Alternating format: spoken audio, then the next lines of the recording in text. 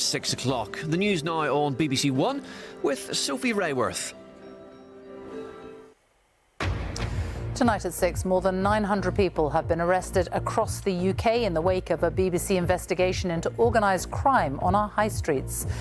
Mini-marts and shops have been raided by police after we exposed the networks suspected of running illegal businesses. Also tonight, the Justice Secretary admits that 91 prisoners have been mistakenly released since April. 3 are still at large. The number of people out of work rose to 5% over the summer, the highest it's been for several years. We'll be asking why. Jail for the crypto queen, the Chinese fraudster at the centre of the UK's largest money laundering case. And Princess Catherine attends commemorations as the nation falls silent on Armistice Day. And on BBC London, pausing to remember on a day marking the end of the First World War as people across the capital pay tribute to those who served and sacrificed for their country.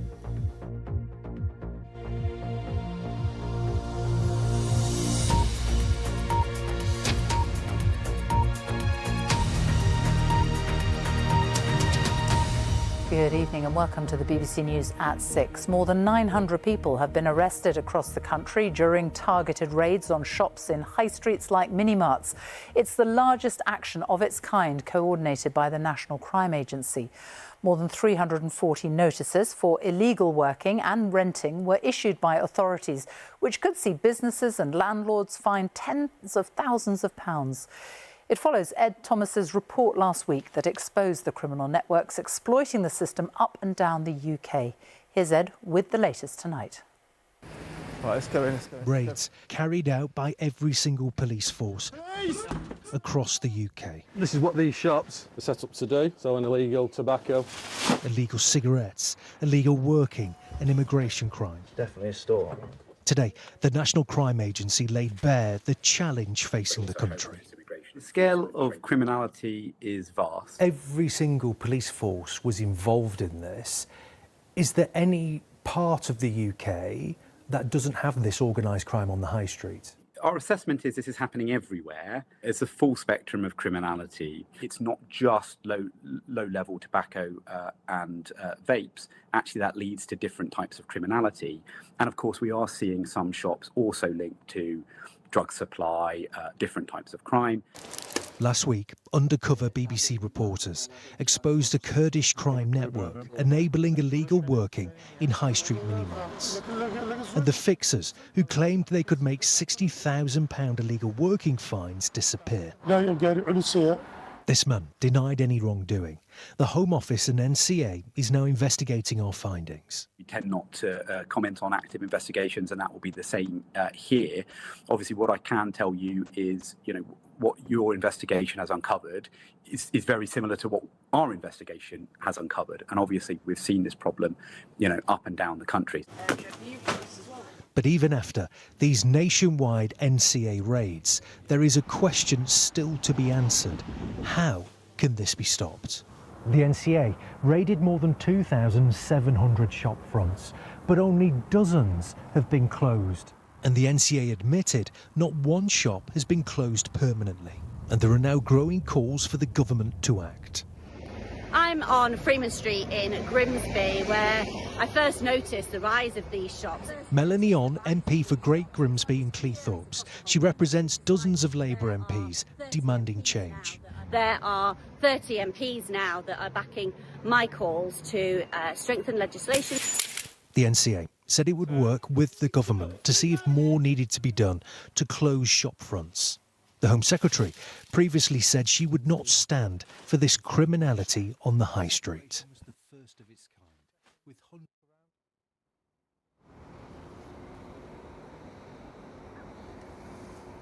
Sophie, it's this high street in Rochdale where our investigations and reporting began around 10 months ago. We joined the police and the immigration enforcement officials and trading standards on raids on a series of Kurdish-run mini-marts here. We found illegal cigarettes being sold. We found shop workers laughing in the face of law enforcement. And once all the enforcement action had finished, we came back hours later and we found shop workers laughing in the face of people who was working here, and also the shops were still up and running and nothing was being done in the longer term. Since we've come back, some of those shops have now closed. But what this NCA action underlines today is the scale of the action across the country. The NCA saying to us there's not a single part of the country that is not facing this type of organised crime. Today the government and NCA was saying that they would look again at the laws around this to see if more needs to be done to close these shops permanently. Ed Thomas, thank you. The government has revealed that a total of 91 prisoners were freed by mistake between April and October this year. It comes as ministers face pressure over accidental releases after a number of high-profile cases in recent weeks. The Justice Secretary, David Lammy, told MPs the figures were symptomatic of a prison system under a horrendous strain, saying the Labour government had inherited a crisis from the Conservatives. Here's Seema Kotecha. 3 prisoners released by mistake in recent days. Hardush Kabatu, a sex offender and asylum seeker. Brahmin Kudur Sheriff, also a sex offender with other criminal convictions. And William Smith, a British fraudster. All are now back behind bars. But the issue of mistaken releases is now in the spotlight. Today, the Justice Secretary confirmed 3 people freed in error are still at large. Case 1 was in prison for failing to surrender to the police and released in error in December 2024. Case 2 was in a prison for a Class B drug offence and released in error in August 2024. And Case 3 was in prison for aggravated burglary and released in error in June 2025. He also confirmed that the government was investigating a potential 4th case, someone who was let out earlier this month. Figures published today show that 91 people have been released in error in the last 7 months. These figures are separate from the 262 released by mistake from March last year to March this year. The Shadow Justice Secretary said the errors were putting people at risk. They're Lammy's lags, a whole new category of criminal who can just waltz out of prison despite having the strongest ever checks introduced by this Justice Secretary. The government says £10 million will now be spent on AI to help staff in prisons with sentence calculations, rather than having to wade through 500 pages of instructions. This is an ongoing problem that spans well over a decade and has involved governments of various stripes. But it's an issue that seems to be getting worse, given the rise in numbers. Seema Kotecha, BBC News. The outgoing Director General of the BBC, Tim Davie, has spoken publicly for the first time since his resignation on Sunday and told staff to fight for the journalism produced by the corporation. Tonight, the Culture Secretary, Lisa Nandy, has told MPs that the BBC must uphold the highest standards. But she called the corporation a light on the hill, not just a broadcaster, but a national institution. The Conservatives said the BBC needs to change. Our culture correspondent David Silito reports. Morning, everyone. Good morning. Tim Davie, outgoing BBC Director General, offering a few words to the press on his way into the office. I'm here to lead and support the BBC. I'm very, very proud of our journalists in this building. They're doing work, I think, that's incredibly important. I want to thank every one of them. Thank you very much, everyone. Great to see you. But there wasn't any time for our questions. Once inside, it was a chance to speak to staff and rally a bruised corporation. I think we've got to fight for our journalism. I'm really proud of our work, and the amazing work locally, globally that we're doing is utterly precious. We have made some mistakes that have cost us, but we need to fight for that, and I'm fiercely proud of that. And it's not the only battle brewing. A key reason he's going is the controversy over a clip of a Donald Trump speech in a Panorama last year. We're going to walk down to the Capitol, and I'll be there with you, and we fight. We fight like hell, and if you don't fight like hell, you're not going to have a country anymore. That was an edit of 2 different parts of his speech that the BBC board now admits was an error of judgment.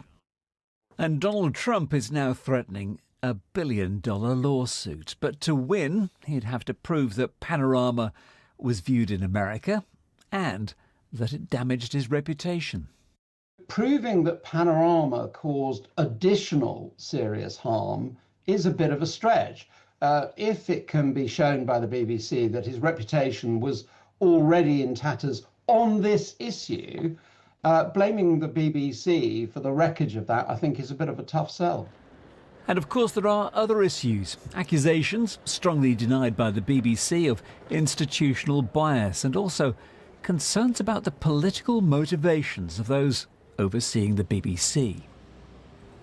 And one of the questions raised today at the staff call was, were these resignations in some way driven by a plot from certain board members? The chairman described those allegations as fanciful, but these wider questions about what's going on at the BBC today reached Parliament.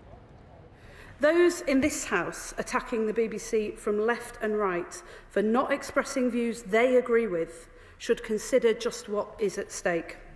There is a fundamental difference between raising serious concerns over editorial failings and members of this House launching a sustained attack on the institution itself.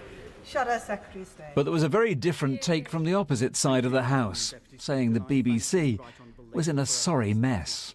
The BBC needs to change and needs saving from itself. Otherwise, we may all pay the price in reputational damage and in our pockets as licence fee payers. So Tim Davie may have decided to go, but with a Friday deadline from the US president to respond to his demands, there's more than a few things to deal with before he finally leaves the BBC. David Solito, BBC News. A council in Essex has lost its landmark legal battle to stop asylum seekers from living in the hotel in Epping that has been at the centre of controversy. Epping Forest District Council tried to stop migrants staying at the Bell Hotel in Epping by arguing that its owner had breached planning rules, but they lost. Daniel Sanford is there for us this evening. This weekend, more than 2,000 people again crossed the Channel in small boats, bringing the total to more than 39,000 this year. It's meant the government's had to persist with the unpopular policy of initially housing them in local hotels like the Bell Hotel. That led to protests in Epping over the summer, some of them violent. The local council sought an injunction from the High Court, saying the change of use of the hotel breached planning controls. But today, the judge ruled against them. We won the moral and ethical arguments, but we were outgunned by bigger and more powerful interests. In the interests of political expediency, the Home Secretary can now ignore planning law. Well, this judgment is a slap in the face to the people of Epping, administered by a Labour government who hired lawyers to argue that the rights of illegal immigrants are more important than the rights of local people in places like Epping. A Labour source said that was brass neck from the Tories, who'd opened all the hotels for asylum seekers and closed very few. In refusing the council's request, Mr Justice Mould accepted that they felt that housing asylum seekers here at the Bell Hotel rather than ordinary guests was a change of use. But he said it wasn't a flagrant breach of planning controls. He said the council could have simply issued an enforcement notice rather than seeking a High Court injunction. Stand up. Okay. Can you hands like this for me? Okay. The Epping protest started when Hadushka Batu, one of the asylum seekers at the hotel, sexually assaulted a teenage girl. But not everyone agreed with the protests. A group called Epping for Everyone were dismayed by men in balaclavas shouting racist chants. This supporter didn't want us to use her name. What happened very, very quickly was that those protests got hijacked by outside forces, and very soon the protests, frankly, got out of hand with some really rogue elements, and people in Epping do not want these protests to happen anymore. We are fed up of it. This evening, the government again promised to close every asylum hotel, saying work was underway to use more suitable accommodation, such as military bases and industrial sites. Daniel Sanford, BBC News, Epping. An NHS manager who sexually abused and raped young girls after grooming them on Snapchat has been jailed for 28 years. Paul Lipscomb has been sentenced for sexual grooming, sexual assault and 2 counts of rape of a child under 13 in a case described as shocking and terrifying by detectives. Tom Simons has the story. Stay where you are, turn your phone off, turn your car off. He's in his 50s. he's an NHS manager. You're under arrest on suspicion of kidnap. He's picking up a takeaway for a child he's taken to an Airbnb. He tries to explain himself. Kidnapped anyone. I knew exactly where she is. But Paul Lipscomb is a serial abuser and rapist who's damaged the lives of 6 girls. When things like this happen... Olivia, whose real name we can't report, knew Lipscomb as George, 29. He added her on Snapchat, offering help and advice at a difficult time in her life. She was 14, he was 50.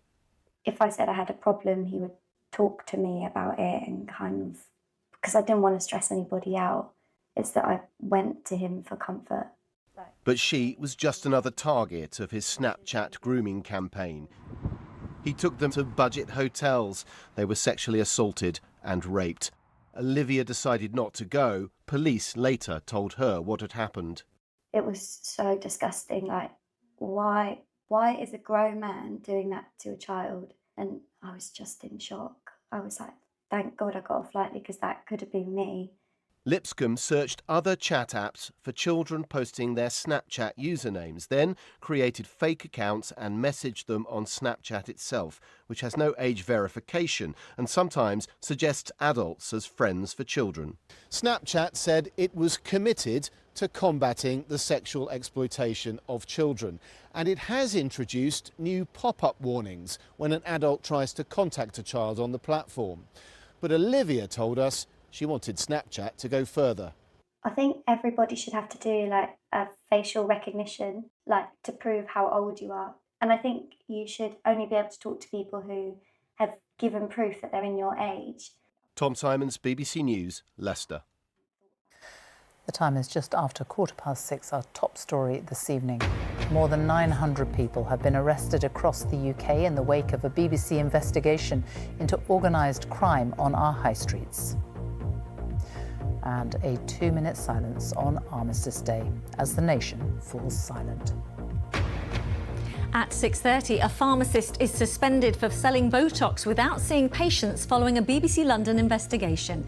And a special birthday, the London Children's Hospital celebrating 20 years of care.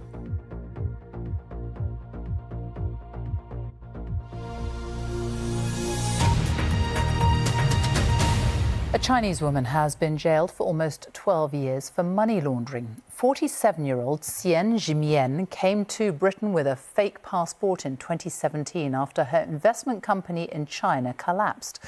More than 100,000 Chinese people, many of them pensioners, invested their money in her company. In reality, she was embezzling the funds. Tony Han has the story. Police! Police! Where you are? Caught in bed. Police raid the home of Qian Zhimian, the woman who arrived in the UK with 61,000 bitcoins, now worth about £5 billion. UK police say Qian bought this bitcoin with money from a scam she ran in China that promised high returns for investment in technology and cryptocurrency. Over 120,000 people were duped. Qian then tried to use the bitcoin to buy this £11.5 million house in North London. But the sale fell through and police were called when she couldn't say where she got the money from. Police raids on Qian's home found large quantities of cash and jewellery, along with documents showing future plans including her hope of becoming Queen of Liberland, an unrecognised micronation on the Croatian-Serbian border. Qian has just been sentenced to 11 years and 8 months imprisonment. The value of the seized bitcoin is now around £5 billion. And the next question for the courts is, where should the money go? Should it stay in the UK? Or should it be used to pay back victims of the scam in China? Mr. Yu, not his real name, said he invested around £100,000 in total. For a while, he was getting back daily returns, which made him feel confident that the scheme was working. I suppose we were just too weak to resist. They pumped up our dreams until we lost all self-control, all critical judgment. Yu was left in huge debt and his marriage broke down. Whilst many investors are campaigning to get their money back. This scam led to one of the world's largest ever cryptocurrency seizures, and what happens to the victims and the money will set a precedent for future cases. Tony Han, BBC News. And you can hear more on that story on the podcast, The Chinese Crypto Queen, and you can find that on BBC Sounds. Final arguments have been made at an employment tribunal involving a group of nurses who are challenging their health trust's policy of allowing a female-only changing room to be used by a trans colleague. 8 nurses are taking action against County Durham and Darlington NHS Trust after a colleague, Rose Henderson, who was born male but who identifies as a woman, was allowed to use the women's changing facilities at Darlington Memorial Hospital. Judgment is expected in the new year.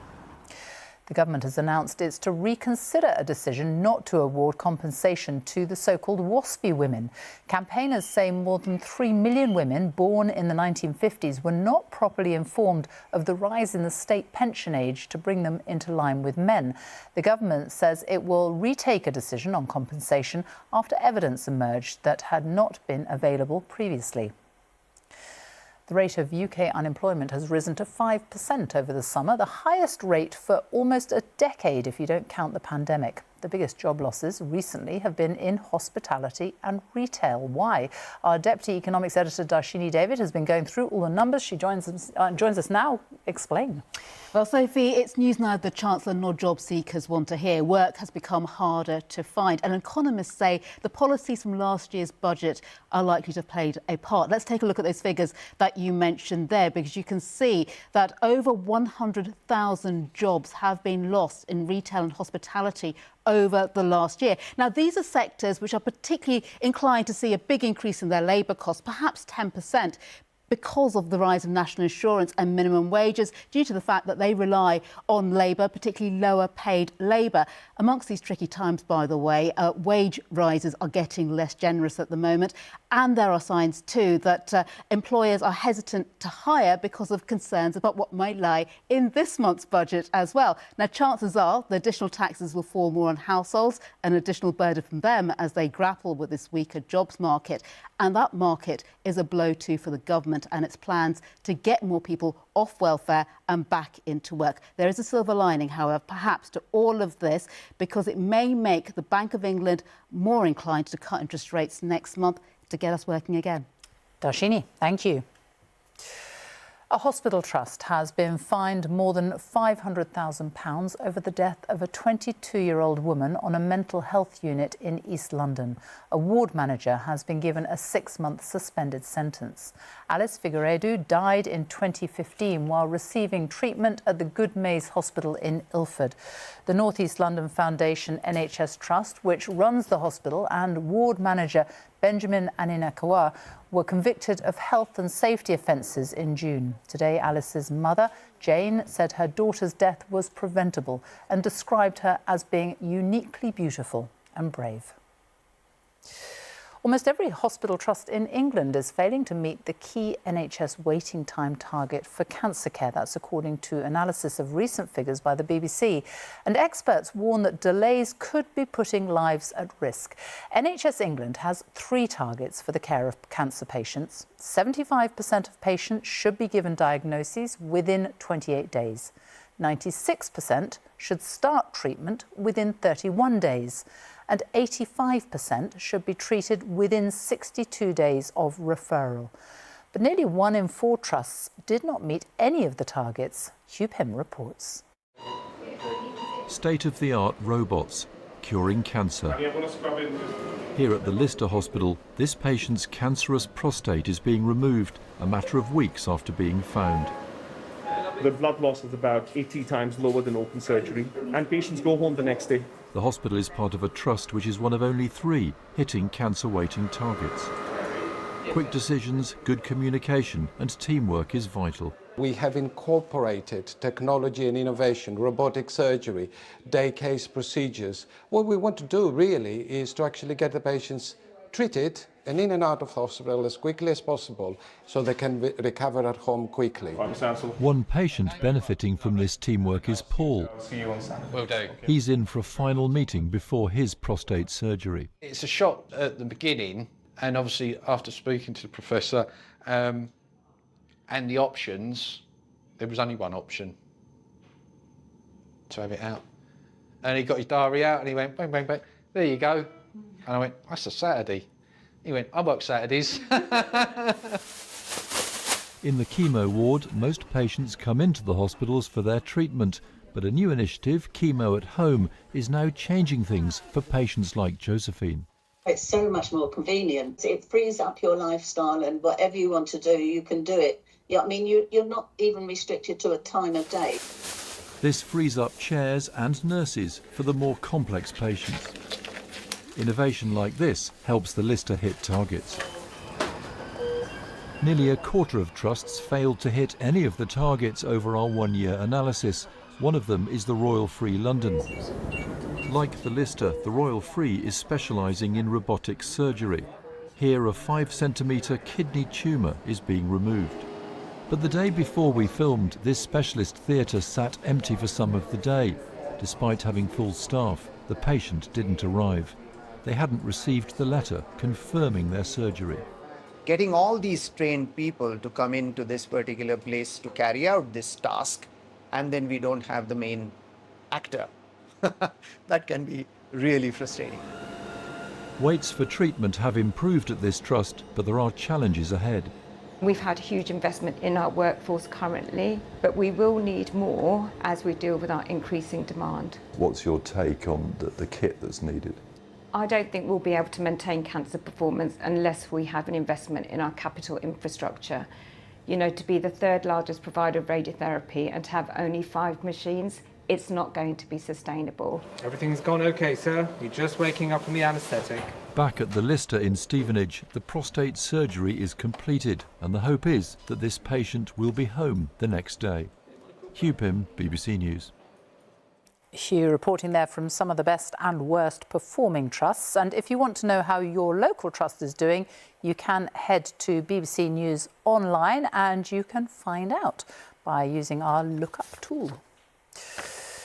Now, the Queen and the Princess of Wales have attended services to mark Armistice Day in the UK as events took place around the world. Catherine was at the National Memorial Arboretum in Staffordshire, where the last post signalled the start of a national 2-minute silence at 11 o'clock this morning to mark the end of World War I.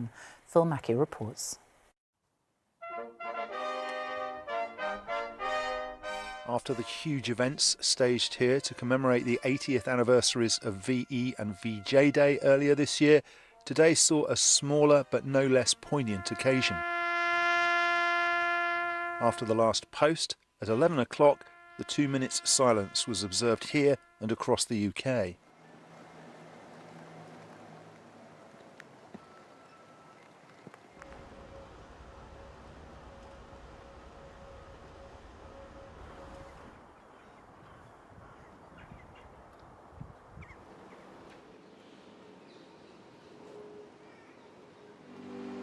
The Queen laid a wreath at Paddington Station, having travelled by train, and schools were sent this message by the Prince of Wales. Armistice Day is an important time for us to stop and reflect. It is a reminder that remembrance is for everyone.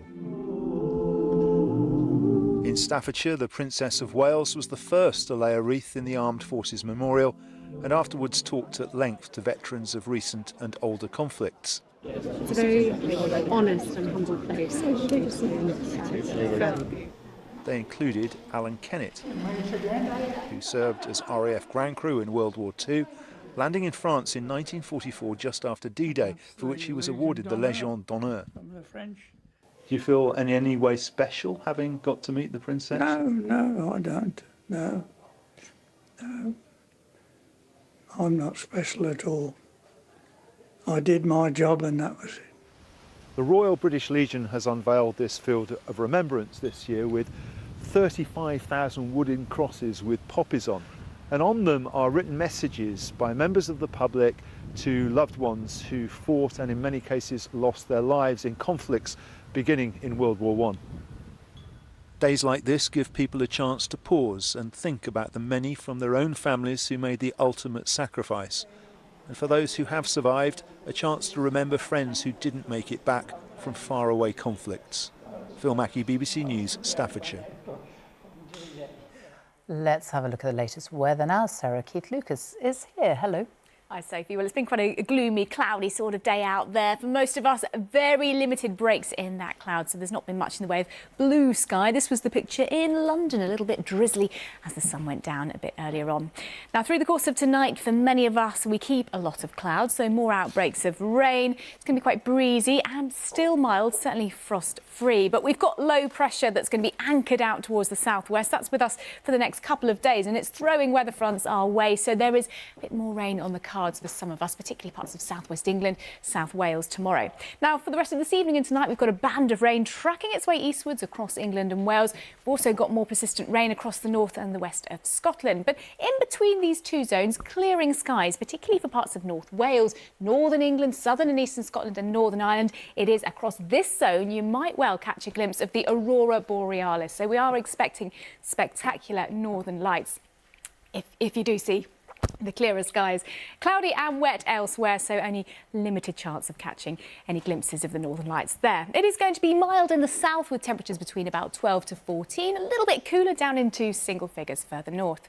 But through the day tomorrow then we start with the cloud and rain in the south. That'll push its way northwards across parts of England and Wales too. Further north, some scattered showers across Scotland, but again, some clearer skies in that central slice and perhaps some glimpses of sunshine in the southeast by the end of the day. Still mild, 15 or 16 in the south, 10 to 12 further north. And then it looks like for Thursday, a slightly improved day for southern parts of the UK. Still some showery rain towards the north. You may well catch a glimpse of those northern lights. Do send us your pictures if you see them tonight. Sophie. Sarah, thank you very much. That's it from us. Now it is time for the news where you are. Goodbye.